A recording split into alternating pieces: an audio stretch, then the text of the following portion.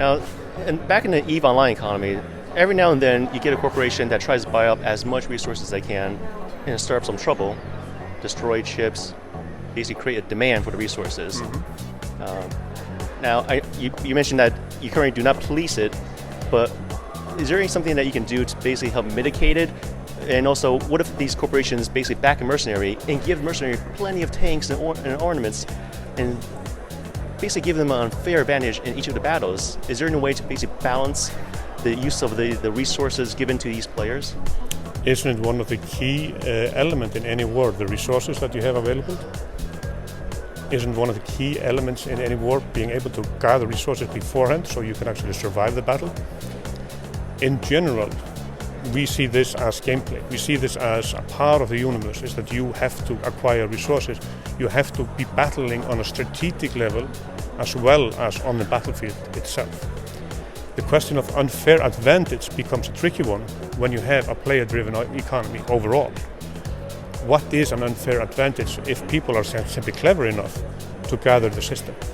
So I would like to put forward the statement that due to the design of EVE as a single shared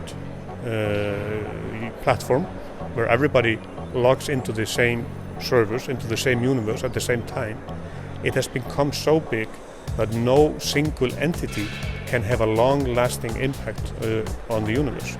So I wouldn't expect this type of unfair advantage to be something that would be permanent. It could be for a battle, but then they would have to fight it all over again, and then somebody else will come in with bigger resources and then fight them back. And you mentioned that single shard, and EVE, CCP's development with EVE is very unique. There's really no other company out there that has this type of model. Now, what are some of the challenges that you're seeing working with a single shard economy? From the standpoint of the economy, it is actually easier to work with a single shard in the sense of it becomes bigger and it starts to run itself. You have to have fewer interferences in the system, and you simply have to monitor and make sure that it's going in the direction that you believed it was going. And if not, understand why and explain to the game developers why it is not going. And sometimes you might have to adjust the systems, but not the economy itself, because the economy adjusts to the systems. The challenge really is a lot more on the technical side, being able to operate such a large universe with over 60,000 concurrent players at any given time in the system. That has helped us over time, that computer technology has been able to grow with us. So we've been able to grow every single year, and the technology grows with us, and we just count on the technology will continue to grow. Now, could you tell me some of the things besides the single shard that sets this MMO apart from other MMOs? It's the sandbox design. We basically take the sandbox design and fully integrate it into a player-driven economy, which simply allows people to be the drivers for everything that happens in the game. Players are the content, they create the stories, they are the essence of the universe. That's really, really unique, because we do not interfere unless we really have to, and then we are really, really reluctant. And that's mostly on a player base rather than on a system or a economy base. So if somebody goes outside and takes it into real life, they might be banned from the game. But if they do their gameplay according to the game style and the game rules that are allowed within the game, it's basically a free-for-all system inside it. Has fan feedback affected any of your decisions on how to adjust the economy in EVE Online?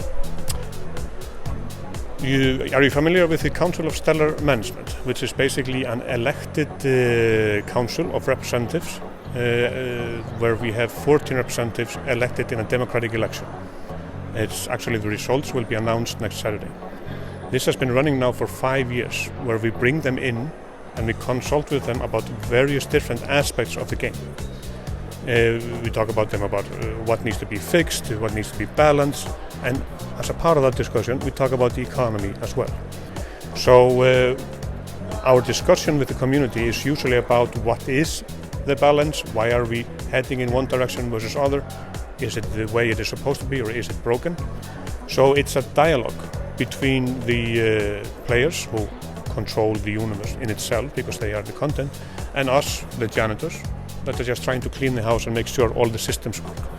So we have definitely taken feedback from them in general about how we have our systems working in general.